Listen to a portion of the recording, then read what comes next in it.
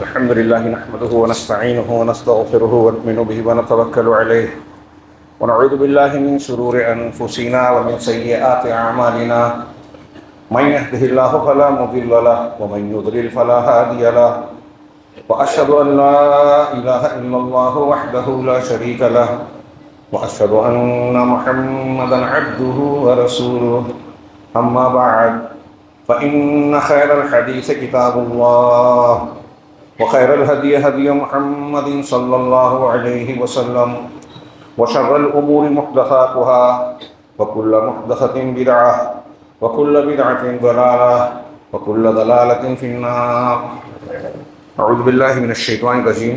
بسم الله الرحمن الرحيم.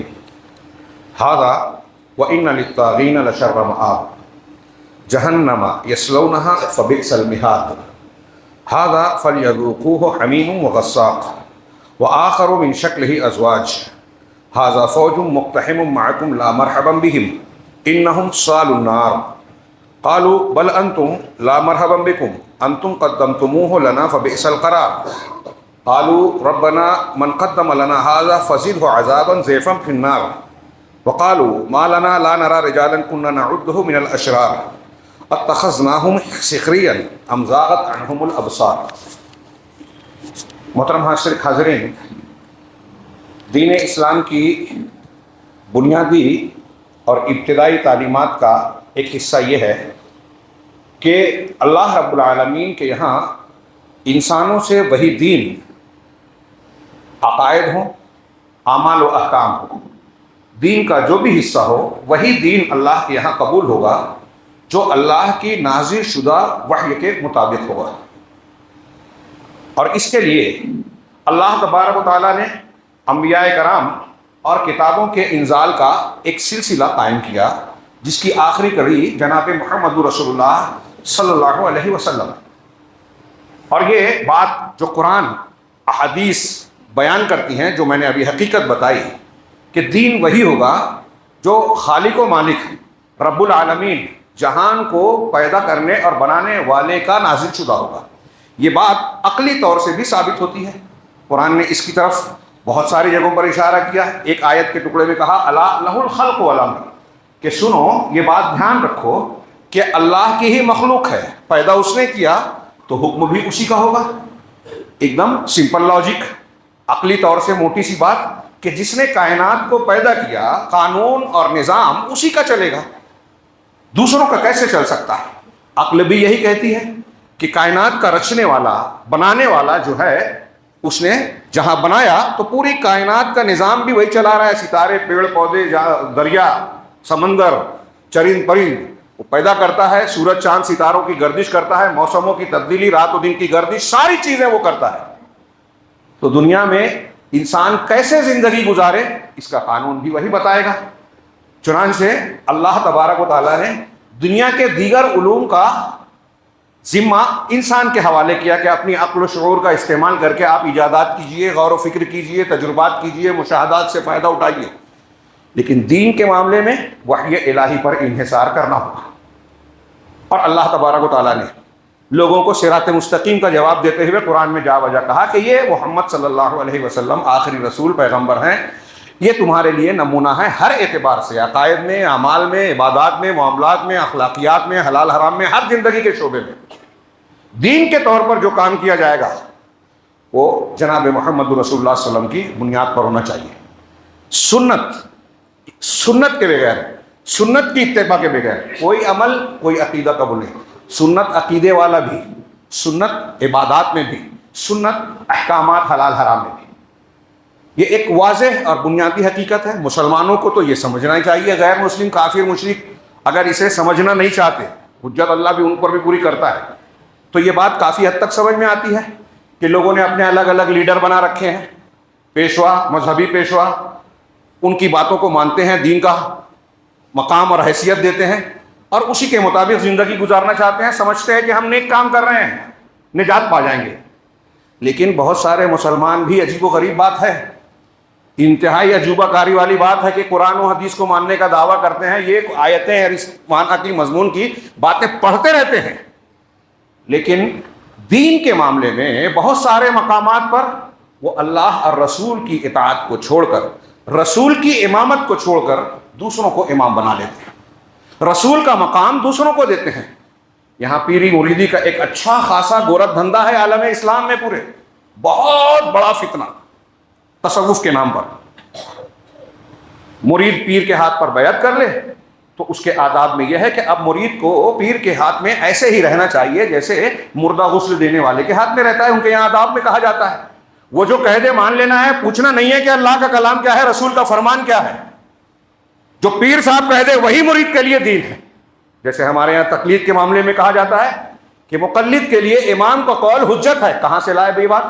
یہ بنیادی بات، شریعت کی حجت قرآن ہے، حدیث ہے، یہ بنیاد ہے۔ اس کے تابع اس کے ضمن میں اجماع آتا ہے، اور پھر اس کے ضمن میں قیاس صحیح آتا ہے۔ ان تینوں کے ضمن میں یہ تمام لوگ پڑھتے پڑھاتے ہیں، حجت شرعیہ یہ ہے۔ اب یہاں ایک سوال تھوڑا سا یہ آتا ہے کہ بھئی ایک کافر اور مشرک اپنے مذہبی پیشوا کو مانتا ہے تو وہ کفر اور شرک کی تعلیم دیتے ہیں، لیکن ہمارے ہاں جن کو امام بنایا جاتا ہے، پیر بنایا جاتا ہے، وہ تو دین کی باتیں بتاتے ہیں، وہ تو قرآن حدیث کو جاننے کی بات کرتے ہیں۔ ائمہ کرام خود صحیح مسلک کے حامل تھے، بالکل صحیح بات ہے۔ یہ ایک تھوڑا سا فرق ضرور ہے، لیکن اللہ کے نبی صلی اللہ علیہ وسلم کے مقتدا امام اور ہمارے لیے اسوہ ہونے کی جو حیثیت اللہ تعالیٰ نے دی ہے، ما آتاکم الرسول فخذوہ، جو رسول دے لے لو، ومنہاکم عنہ فانتہوا، جس سے منع کر دے رک جاؤ۔ اطیعوا اللہ و اطیعوا الرسول، اللہ کی اطاعت کے ساتھ، اور اس کے بعد رسول کی اطاعت کا جو آرڈر ہے، حکم ہے قرآن میں کم سے کم 30 مرتبہ۔ وہ کسی اور کو وہ مقام حاصل نہیں ہے دنیا میں، وہ ہوا میں اڑے، پانی پہ چلے، آگ میں بیٹھے، کرامت کھیلے۔ بالکل صاف حقیقت ہے، لیکن اس کے باوجود میں عرض کر رہا ہوں کہ کافر ہو مسلمان ہو، بہت سارے لوگ پیشوا بناتے ہیں رسول کے علاوہ دوسروں کو، اور اپنے دین کے معاملے میں انہی کے تابع بن جاتے ہیں۔ ان کے سامنے اب بتایا جائے کہ اللہ کے رسول صلی اللہ علیہ وسلم کا، اللہ کی وحی کا یہ فرمان ہے جو آپ کے قول عمل عقیدے کے خلاف ہے، یہ جو آپ کر رہے ہیں بدعت ہے، شریعت کے خلاف ہے، تو ماننے کو تیار نہیں۔ کتنی عجیب بات ہے نا۔ کیوں بناتے ہیں یہ؟ رسول کو رسول ماننے کے باوجود، محمد الرسول اللہ کا کلمہ پڑھنے کے باوجود دوسروں کو کیوں بناتے ہیں؟ اس کی کچھ وجہ ہیں۔ ایک تو ہمارے یہاں ایک مزاج اور ڈھرا چلا آ رہا ہے کہ آپ جس گھر میں پیدا ہوئے، جس مسلک کے ماننے والے کے، تو اپنے ماں باپ کا اور گرد و پیش کا مسلک اختیار کر لیا۔ اس کو مسلمت الدار کہتے ہیں عقیدے کی اصطلاح میں، اہل علم۔ گھر کا مسلمان، ماں باپ شیعہ ہے تو یہ بھی شیعہ ہے، ماں باپ صوفی ہیں تو یہ بھی صوفی ہے، ماں باپ حنفی شافعی بریلوی ہیں تو یہ بھی اسی مسلک کا ہے۔ تحقیق نہیں کی، ابا بے اعتماد ہے، ابا جس بزرگ کو مانتے ہیں، جس عالم کو مانتے ہیں، جس فلسفی اور دانشور کو مانتے ہیں، مجھے بھی اس کو ماننا ہے، وہ بہت بھاری ہے، بہت بڑا ہے۔ ایسے ہی ایک دوسرا پہلو یہ ہے، یہ میں بہت اختصار سے بیان کر رہا ہوں، ایک دوسرا پہلو یہ ہے کہ کچھ بزرگوں اور بڑوں کی جھوٹی سچی حکایتیں، واقعات بیان کی جاتی ہیں، وہ تو اتنے پہنچے ہوئے تھے، جب سے بالغ ہوئے وہ جو وضو کیا، بوڑھے ہونے تک وضو ٹوٹا ہی نہیں، ایک ہی وضو سے نمازیں روزہ سب کرتے چلے آ رہے ہیں، وضو ٹوٹتا ہی نہیں ہے ان کا۔ میں 40 سال اور 80 سال والی بات کو آگے بڑھا کے بول رہا ہوں۔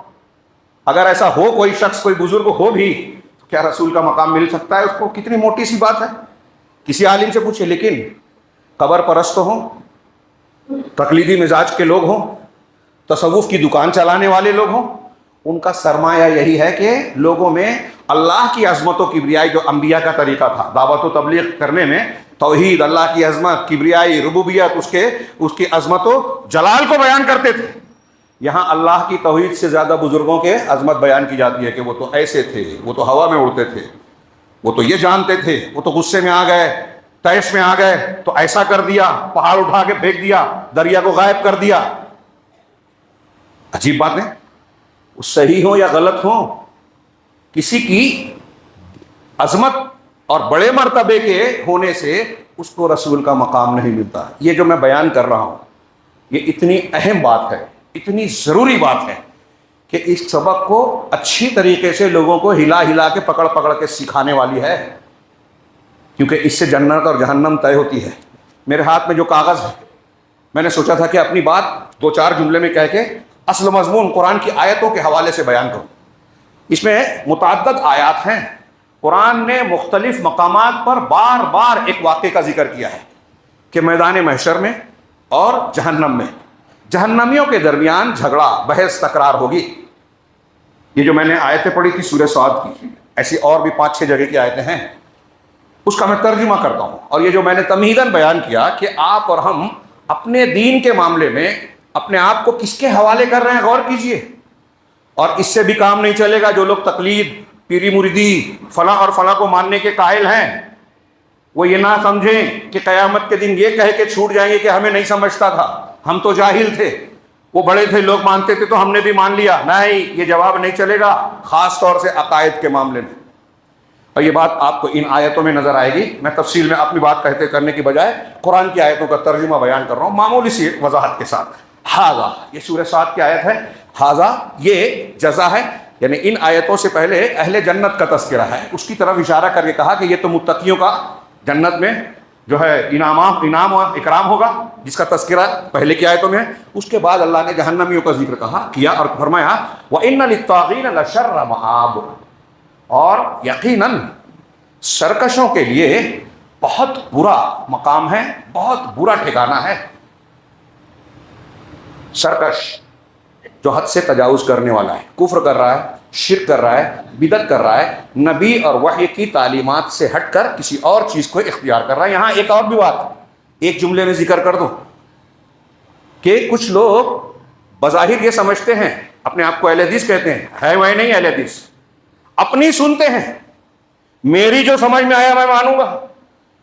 امام ہو، بزرگ ہو، عالم ہو، سمجھدار ہو، اگر وہ کوئی مسئلہ بتا رہا ہے، نہیں میری سمجھ میں نہیں آ رہا ہے، یہ حدیث میری سمجھ میں نہیں آتی، آیت کی تفسیر میری سمجھ میں، وہ اپنے نفس کو اپنا امام بنا رہا ہے، اپنا معبود بنا رہا ہے.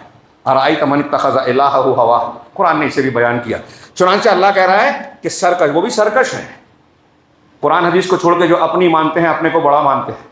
یہاں ایک اور جملہ کہ بغیر دلیل کے قرآن و حدیث کے خلاف کسی کو امام، پیشوا، لیڈر، پیر صاحب ماننا انتہائی سنگین گمراہی ہے، ہلاکت خیز. لیکن کوئی ایسا عالم ہے، کوئی ایسا بزرگ ہے جو قرآن و حدیث سیکھتا، سکھاتا ہے، بتاتا ہے، سمجھاتا ہے اور اسی کے دائرے میں رہتا ہے، صحیح منہج و صحیح عقیدے والا، اس کی بات ماننا ضروری ہے. کیوں؟ اس کی نہیں، اس کی شخصیت کی نہیں، اس کی جو باتیں ہیں قرآن و حدیث کے موافق ہے. اس لیے ہمارے یہاں لوگ سمجھتے ہیں تقلید نہیں کرنی ہے، بزرگوں کو نہیں ماننا ہے تو احترام بھی نہیں کرنا ہے، علماء کی بات اور ان کے علم سے فائدہ بھی نہیں اٹھانا ہے.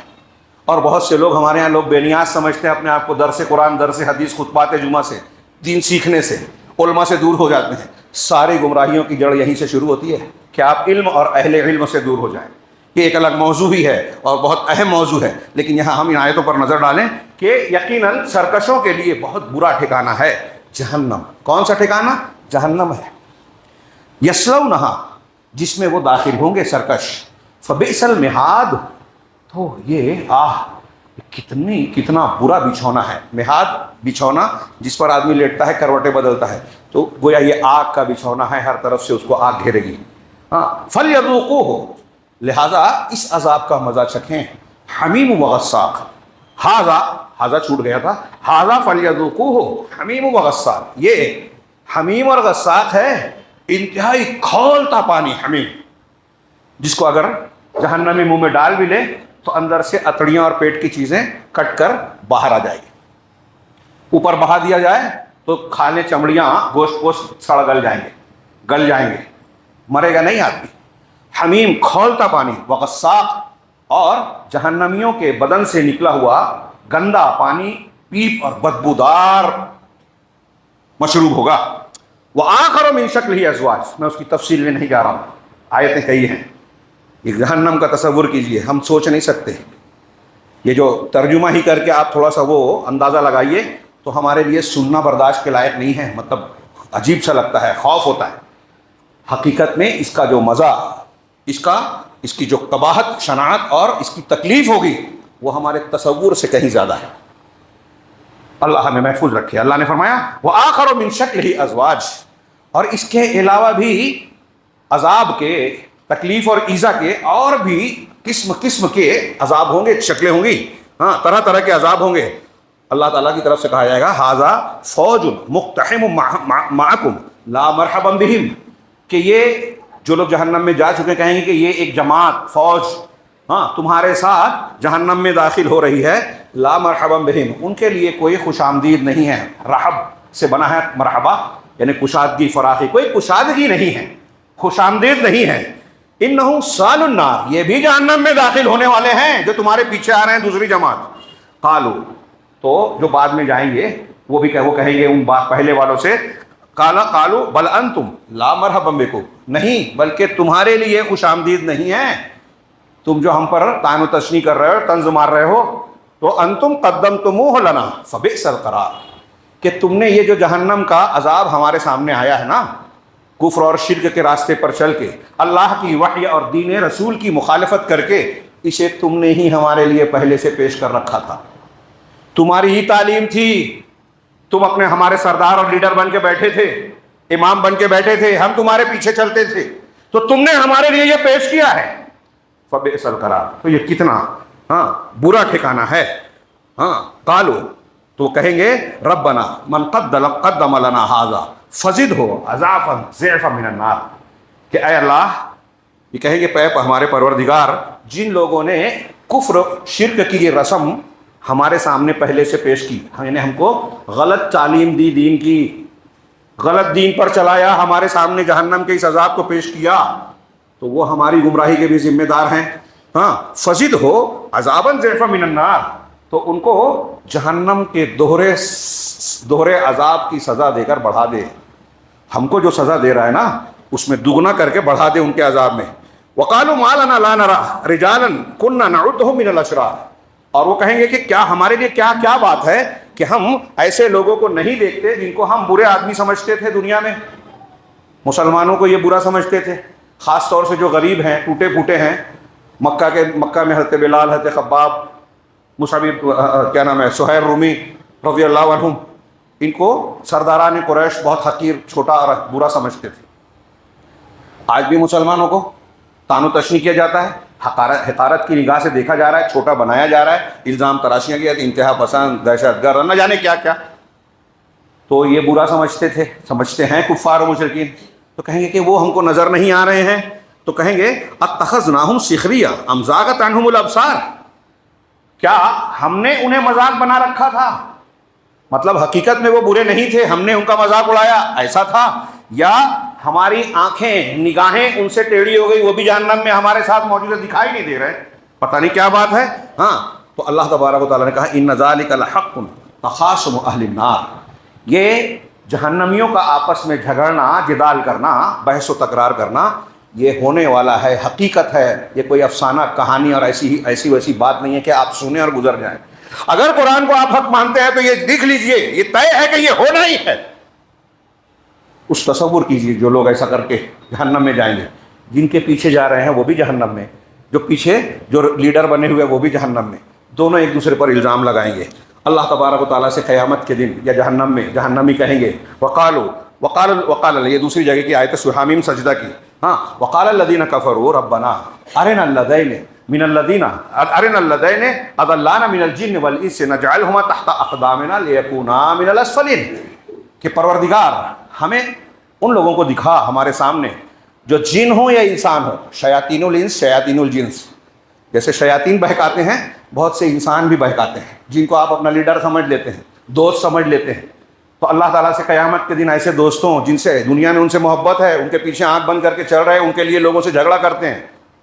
یہ الیکشن کے ٹائم سمجھ میں آتا ہے کہ لیڈروں کے لیے آپس میں لوگ لڑ جاتے ہیں، مسلمان بھی.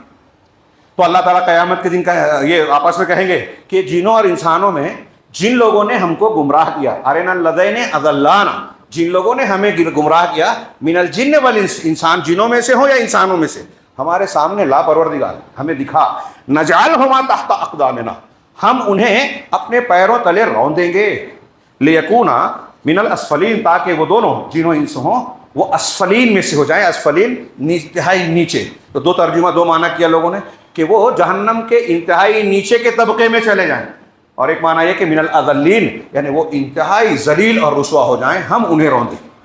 جن کی عزت کرتے ہیں دنیا میں، جن کے خلاف کوئی بول دے تو ہم لڑائی کر لیتے ہیں، قیامت کے دن اللہ سے کہیں گے کہ ہم کو ہمارے سامنے پیش کر ہم انہیں رون دیں گے.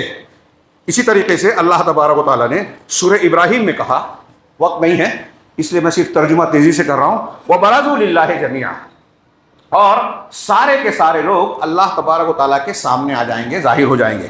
فَقَالَ الضُّعَفَاءُ لِلَّذِينَ اسْتَكْبَرُوا إِنَّا كُنَّا لَكُمْ تَبَعًا فَهَلْ أَنْتُمْ مُغْنُونَ عَنَّا مِنْ عَذَابِ اللَّهِ مِنْ شَيْءٍ. تو جن لوگوں نے، جو کمزور لوگ ہیں، دنیا کے کمزور لوگ، وہ ان لوگوں سے جو اپنے آپ کو بڑا سمجھتے ہیں، تکبر کرتے ہیں، لیڈر بنتے ہیں، ان سے کہیں گے کہ ہم تمہارے تابع دار تھے. سب سامنے آئیں گے تو اب آپس میں لڑائی ہو رہی ہے کہ ہم تمہارے پیچھے چلتے تھے، تم کو لیڈر اور پیشوا اور امام اور پیر صاحب مانتے تھے.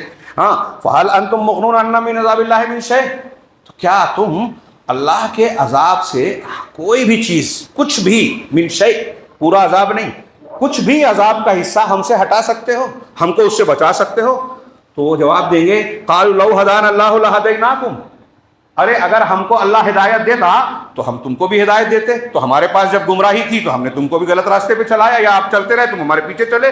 سواء علینا اجزعنا ام صبرنا، ہمارے لیے برابر ہے ہم جزا فضا کریں، بے قراری اور بے چینی کا مظاہرہ کریں یا صبر کریں.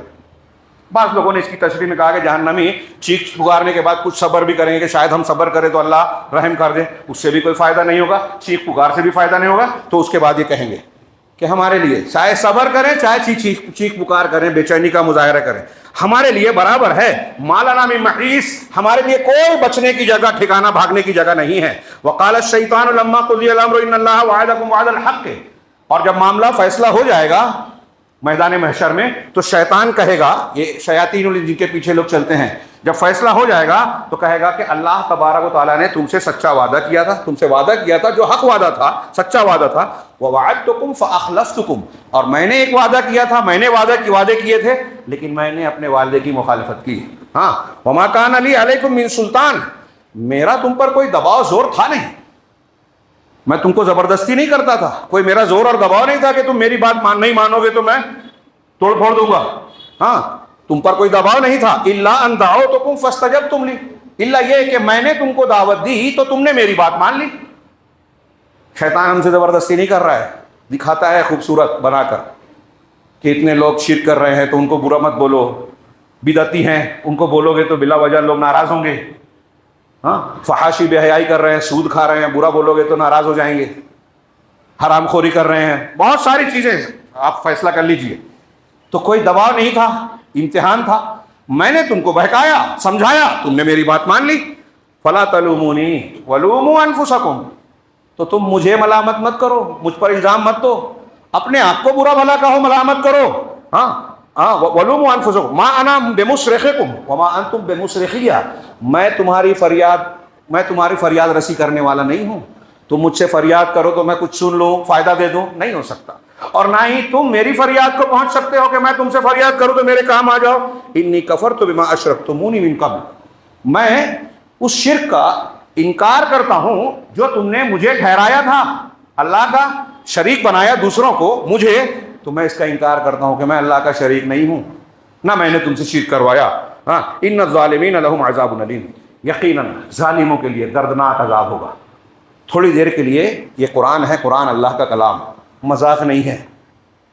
سنجیدگی سے غور کیجیے، اس منظر پر غور کیجیے کہ دنیا میں جو لوگ آنکھ بند کر کے پوری عقیدت کے ساتھ کسی کے پیچھے چل رہے ہیں، وہی جو ہے جن پہ تکیہ تھا وہی پتے ہوا دن. قیامت کے دن اب تو کوئی دوسرا موقع بھی نہیں ملے گا، چلو نقصان ہو گیا تو تلافی کر لیں، دنیا میں مال لوٹ جائے، کچھ نقصان ہو جائے تو آدمی تلافی کر لے. قیامت کے دن تلافی کی کوئی شکل نہیں ہوگی. ہاں، ایک دوسری جگہ پر سورہ اعراف میں اللہ نے فرمایا قال ادخلوا في امم قد خلت من قبلكم من الجن والانس في النار، اللہ تعالیٰ کہے گا کہ جہنم میں جو پہلے کی کچھ قومیں، جنوں اور انسانوں کے گروہ داخل ہو چکے ہیں، انہی جماعتوں میں تم بھی داخل ہو جاؤ. کلما دخلت امت، جب بھی جہنم میں کوئی جماعت، کوئی امت داخل ہوگی، لعنت اختہا، تو اس کی ساتھی جو پہلے سے جہنم میں پہنچائی جا چکی ہوگی وہ اس پر لعنت کرے گی. حتی اذا ادارکوا فیہا جميعا، یہاں تک کہ جب سب لوگ اس میں اکٹھا اور جمع ہو جائیں گے. قالت اخراہم لاولاہم، تو بعد والے پہلے والوں سے کہیں گے، جو پہلے جا چکے ہیں وہ بعد میں آنے والوں سے کہیں گے، جو لیڈر ہے وہ اپنے تابع داروں سے کہیں گے. ہاں، کیا کہیں گے؟ ربنا ہؤلاء اضلونا، ہاں، کہ پروردگار ان لوگوں نے ہم کو گمراہ کیا. نیچے والے، پیچھے والے کہیں گے، معاف کیجئے، جو تابع دار ہے وہ کہیں گے کہ پروردگار انہوں نے ہمیں گمراہ کیا. فآتہم عذابا ضعفا من النار، چنانچہ انہیں جہنم کا دگنا عذاب دے، قال لکل ضعف، تو اللہ تعالیٰ جواب دے گا کہ ہر ایک کے لیے دگنا ہے۔ کیوں؟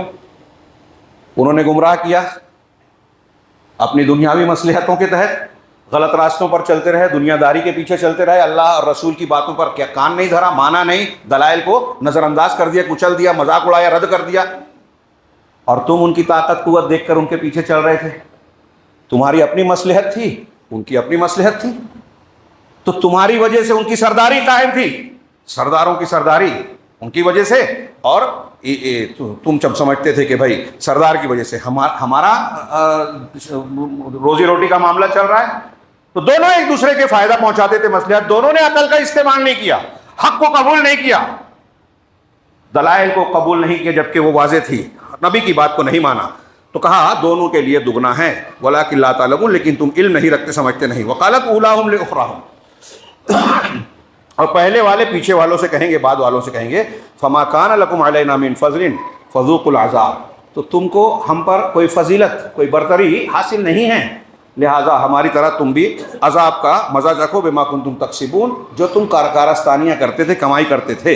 یہ سورہ اعراف کی آیتیں ہیں، میں تشریحاً کچھ باتیں نہیں کہہ رہا ہوں، ہاں اس میں جتنا گہرائی میں جائیں مسائل نکلیں گے، اس میں مشرکین کے لیے تنبیہ ہے، عذاب کا ذکر ہے، اور اس بات کا خاص طور سے تذکرہ ہے کہ اگر آپ کسی کے پیچھے چل رہے ہیں، امام، لیڈر، پیر بنا رہے ہیں، تو اس کی بنیاد ہونا چاہیے، آنکھ بند کر کے آپ کسی کو بھی مان لیتے ہیں نہیں چلے گا، استعمال کرنا پڑے گا عقل کو، ان دلائل کو دیکھنا پڑے گا۔ اللہ تعالیٰ نے مذاق نہیں کیا ہے کہ قرآن اتارا، رسول بھیجا، اس کو محفوظ رکھا، محدثین، مفسرین، فقہا اس کی خدمت کر رہے ہیں، کس لیے؟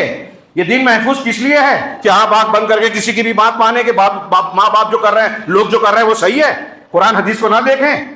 تو یہ غلطی کس کی ہے؟ وہی اللہ تعالیٰ کہہ رہا ہے کہ آنکھ بند کر کے دلائل کو نہ مان کر تم اپنے طور سے اپنی مصلحتوں کو، اپنی خواہشات کو دیکھ کر چل رہے تھے۔ اللہ نے کہا یوم تقلب وجوہہم فی النار، کہ قیامت کے دن، اس دن جب کہ تمہارے چہروں کو جہنم میں الٹا پلٹا جائے گا، یقولون، تو یہ لوگ کہیں گے جہنمی، یا لیتنا اطعنا اللہ واطعنا الرسول، سورہ احزاب کی آیتیں ہیں، میں اس پر ان آیتوں پر بھی خطبہ دے چکا ہوں، کہ کاش، ہائے افسوس، کاش کہ میں نے اللہ کی اطاعت کی ہوتی، رسول کی بات مانی ہوتی، تو ان کی اطاعت کی ہوتی، فلاں اور فلاں کی نہیں مانی ہوتی۔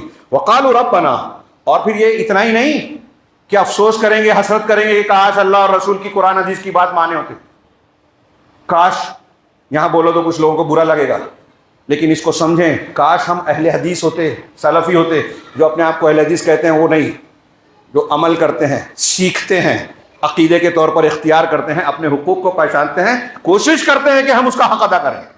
اہل حدیث گھر میں پیدا ہو کے اہل حدیث نہیں ہوتا آدمی، اور آج ہم کو ایسے بہت سے لوگ نظر آتے ہیں، عقیدہ معلوم نہیں ہے، سمجھتے ہیں بہت علم ہے۔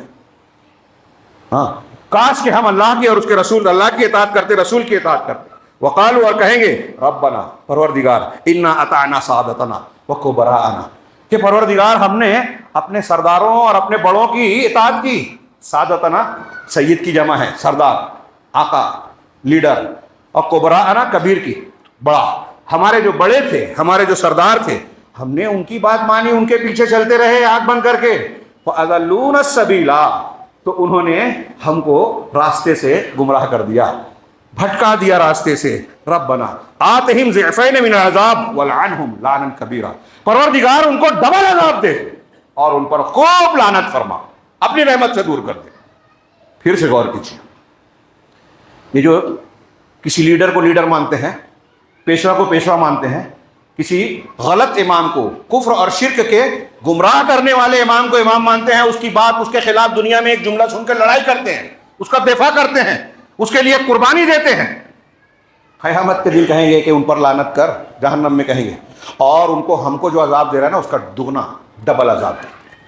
ہاں، اللہ تبارک و تعالیٰ نے ایک جگہ فرمایا سورہ سبا میں، وقال ولو تری اذ الظالمون موقوفون عند ربهم، اور کاش کہ تم دیکھتے، اے دیکھنے والے، کاش کہ تم دیکھتے جب ظالمین اپنے پروردگار کے سامنے کھڑے ہوں گے، یرجع بعضهم الى بعض القول، جو ایک دوسرے سے بات کی طرف بات لوٹا رہا ہوگا، یعنی ایک دوسرے کو بات کہہ رہا ہوگا، جواب دے رہا ہوگا۔ یقول الذین استضعفوا للذین استکبروا، کمزور لوگ بڑے لوگوں سے جو بڑے بنے تھے ان سے کہیں گے لولا انتم لکننا مومنین، اگر تم نہیں ہوتے نا تو ہم مومن ہوتے، ہم قرآن حدیث کو ماننے والے ہوتے.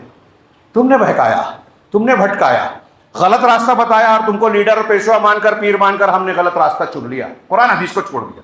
تم نہیں ہوتے تو ہم ایمان والے ہوتے، گمراہ نہیں ہوتے. اللہ تعالیٰ پھر وہ کہیں گے قال الذین استکبروا، تو جو بڑے ہیں، لیڈر بنے ہوئے ہیں، جو بڑے بنے ہوئے ہیں، وہ للذین استضعفوا، کمزور لوگوں سے کہیں گے انحن صددناکم عن الہدی بعد اذ جاءکم. دیکھیے یہ جواب غور سے سنیے. اور جو لوگ یہ سمجھتے ہیں کہ قیامت کے دن بولے کہ ہم کو نہیں سمجھتا تھا، ہم تو فلاں کی تقلید کرتے تھے، فلاں کی مریدی کرتے تھے، فلاں کے پیچھے چلتے تھے، اتنے لوگ مانتے تھے تو ہم بھی مانتے تھے. اس کا جواب قرآن کیا دے رہا ہے کہ قیامت کے دن یا جہنم میں یہ کہیں گے. یہ میدان محشر یہاں لگتا ہے، اس میں بعض مکالمے، کچھ لوگ کہتے ہیں جہنم میں ہوں گے سارے، کچھ کہتے ہیں محشر میں. اور قرآن کے سیاق سے لگتا ہے کہ میدان محشر میں بھی یہ جھگڑا ہوگا اور جہنم میں بھی ہوگا. یہاں میدان محشر موقوفون عند ربہم کہا، اس لیے کہہ رہا ہوں. چنانچہ اللہ نے کہا کہ وہ کہیں گے کہ کیا انحن صددناکم عن الہدی بعد اذ جاءکم، کیا ہدایت تمہارے پاس جب آئی، قرآن حدیث آیا، تو کیا ہم نے تم کو روکا تھا کہ قرآن مت سیکھو، درس قرآن میں مت جاؤ، درس حدیث میں مت جاؤ، قرآن حدیث کا علم دینے والے علماء کی مجلس میں مت بیٹھو؟ ہم نے روکا تھا کیا؟ ان کو چھوڑ کے تو ہمارے پاس تم آتے تھے، ہم کو لیڈر مانتے تھے، ان کی مخالفت کرتے تھے، ان کا مذاق اڑاتے تھے. یہ تھوڑی سی تشریح ہے، میں نے بات کہہ دی. وہ جواب دیں گے کیا ہم نے تم کو روکا تھا؟ ہمارا کوئی زور زبردستی تھی کہ ہماری مانو؟ انحن صددناکم عن الہدی بعد اذ جاءکم، ہدایت تمہارے پاس جب آ گئی تھی تو کیا ہم نے تم کو اس کو ماننے سے روکا تھا؟ بل انتم کیا ہے بل کنتم مجرمین، بلکہ اصل میں تم ہی لوگ مجرم ہو.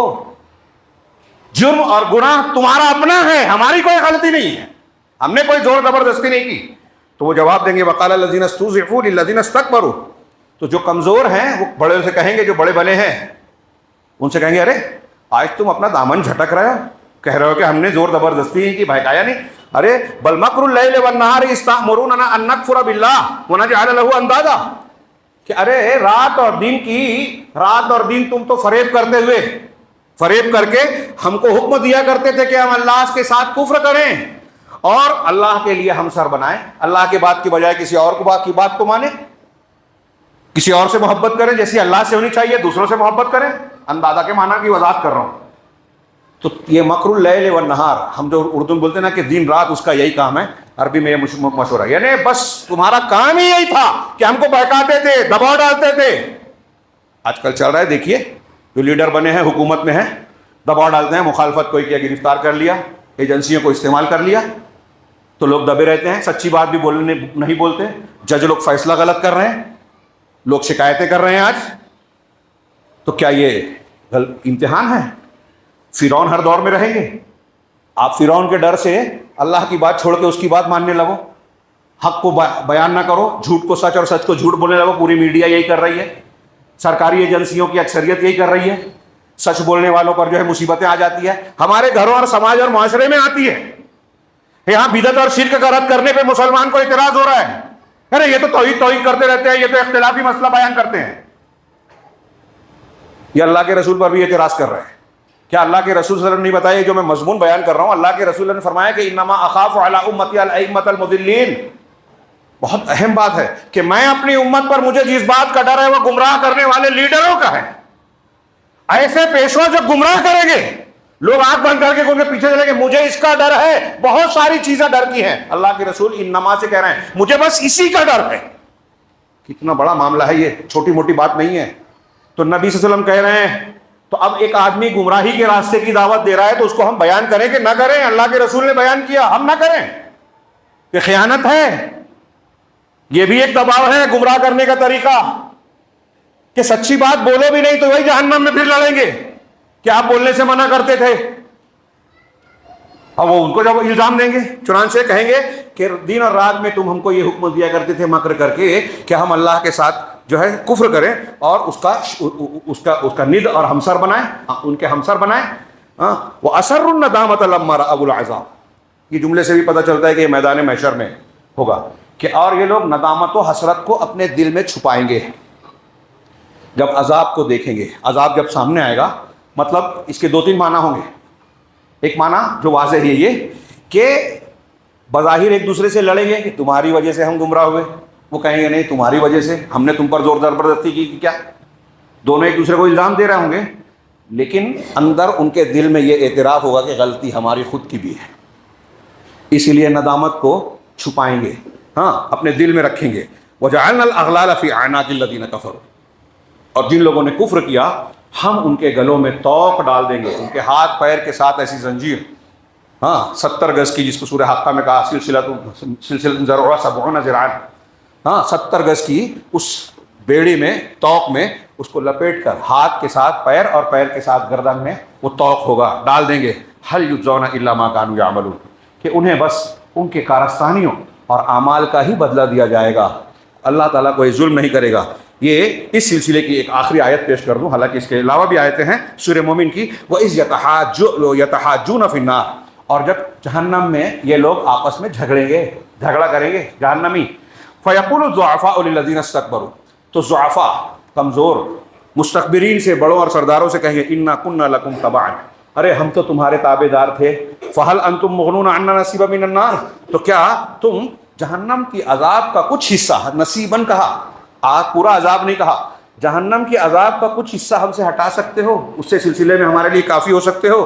قال الذین استکبروا، تو جو بڑے ہیں وہ کہیں گے، لیڈر لوگ، انا کل فیہا، ارے ہم تو سبھی اسی عذاب میں ہیں نا، تمہاری طرح تو ہم بھی ہیں، اگر بچنے کی طاقت اور بچانے کی طاقت ہوتی تو تم سے پہلے ہم اپنے آپ کو بچاتے نا، انا کل فیہا، ہم تو سبھی اس میں ہیں، ان اللہ قد حکم بین العباد، یقیناً اللہ تبارک و تعالیٰ نے بندوں کے درمیان فیصلہ کر دیا۔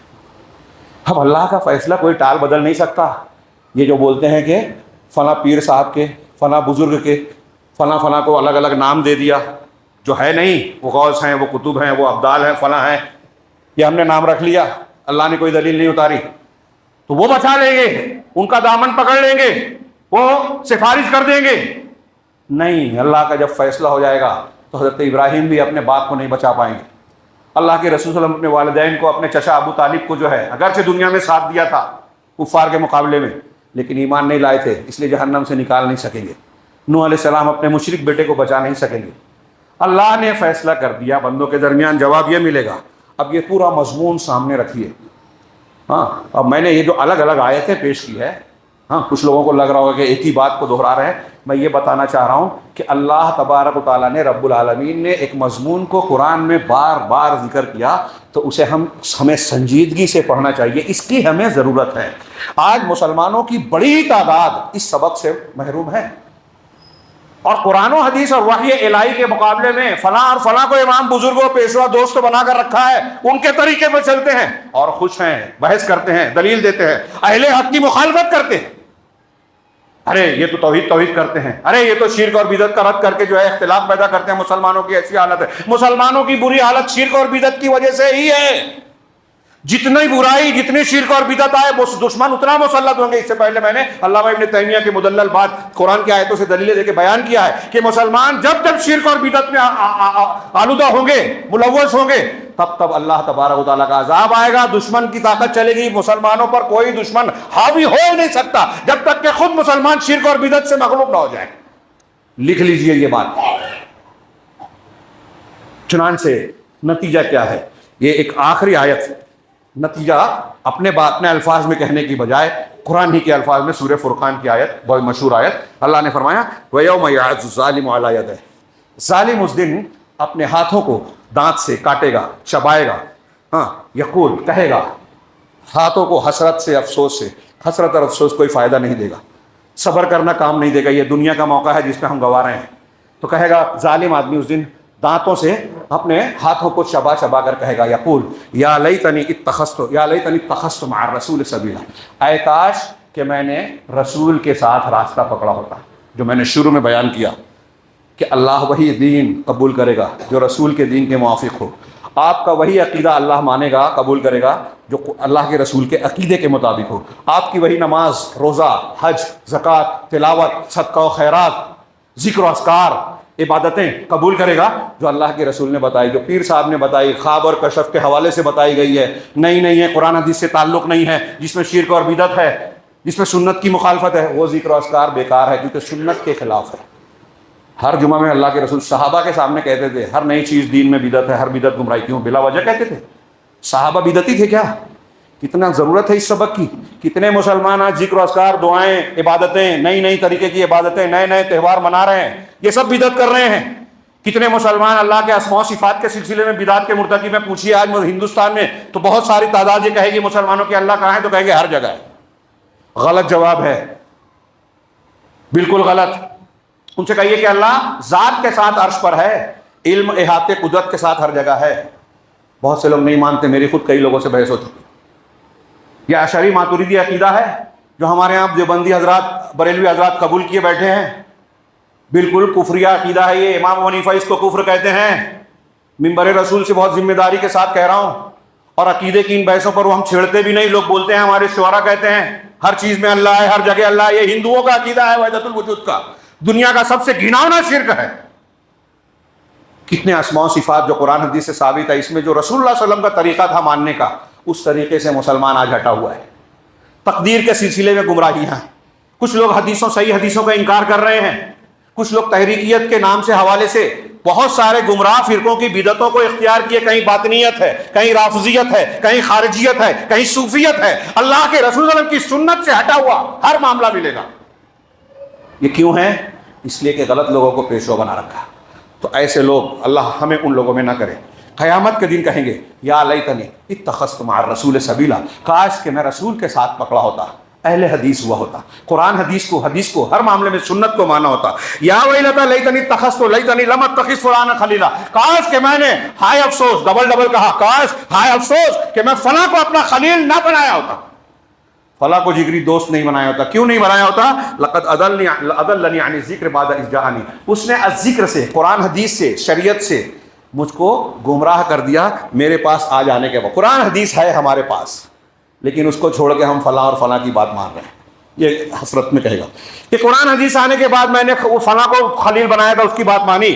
وَكَانَ الشَّيْطَانُ لِلْإِنسَانِ خَذُولًا، اور شیطان تو انسان کو دغا دینے والا ہے، اس کا ساتھ نہیں دے گا، یہ دھوکے کی ٹٹی ہے۔ لہٰذا اس مضمون کو میں نے جو بیان کیا ہے، آپ جا کے پھر سے قرآن کی ان آیتوں میں اور دوسرے کچھ مقامات پر بیان کی گیا ہے، اسے غور سے پڑھیے اور دیکھیے کہ اس کی کتنی ضرورت ہے۔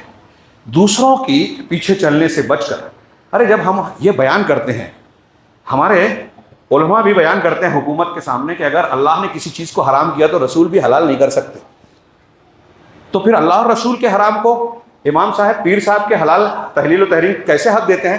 ایک طرف حکومت سے ہم یہ بیان کرتے ہیں، دوسری طرف ہم دوسروں کا بنائے وہ حلال حرام مان لیتے ہیں، ان کی شریعت پر عمل کر لیتے ہیں، ان کے بتائے ہوئے ذکر و اذکار کو لوگ کہہ رہے ہیں کہ قرآن حدیث سے ثابت نہیں ہے، مانتے ہیں۔ عید میلاد النبی پر دھوم کیا ہوتی ہے، 15 شعبان پہ کیا دھوم ہوتی ہے، ہمارے یہاں سارا کاروبار بند رہتا ہے۔ کیا اللہ کے رسول اور صحابہ کرام ایسا کرتے تھے؟ نہیں کرتے تھے، لیکن ہمارے یہاں رواج چل رہا ہے، مان رہے ہیں ہم لوگ، اور یہ سمجھتے ہیں کہ ہم صحیح کام کر رہے ہیں۔ کوئی مسئلہ ہی نہیں ہے۔ کتنی ضرورت ہے اس مضمون کی قرآن حدیث میں۔ قرآن میں اللہ نے جب بار بار اسے بیان کیا، اس کا مطلب مسلمانوں کو یا انسانوں کو اس مسئلے میں صحیح درس اور رہنمائی کی شدید ضرورت ہے کہ آپ اپنے دین کو اس رہنما کے حوالے کریں جو آپ کو جنت کے راستے پہ لے جاتا ہے، اور جنت کے راستے کی رہنمائی صرف وحی الہی میں ہے، اور وہ جناب محمد رسول اللہ صلی اللہ علیہ وسلم کے پاس ہے۔ میں یہ کہتے کہتے بات کٹ گئی تھی کہ ہم تو یہ کہتے ہیں کہ اگر اللہ کے رسول کا فرمان ہے کہ اگر موسیٰ بھی زندہ ہوں تو اللہ کے رسول کی اتباع کے بغیر چارہ نہیں ہے۔ سوچئے یہ جملہ جو سب مسلمان جانتے ہیں، اس پر تھوڑا سا غور کیجئے کہ رسول اللہ صلی اللہ علیہ وسلم کو چھوڑ کر آپ کی مخالفت میں حضرت موسیٰ، حضرت عیسیٰ کی بات بھی آج نہیں مانی جائے گی، تو فلاں پیر صاحب، فلاں بزرگ صاحب، فلاں آسمان میں اڑنے والے، ہوا میں اڑنے والے، پانی پہ چلنے والے، ان کی بات کو مان لیے تو کیا صحیح ہوں گے؟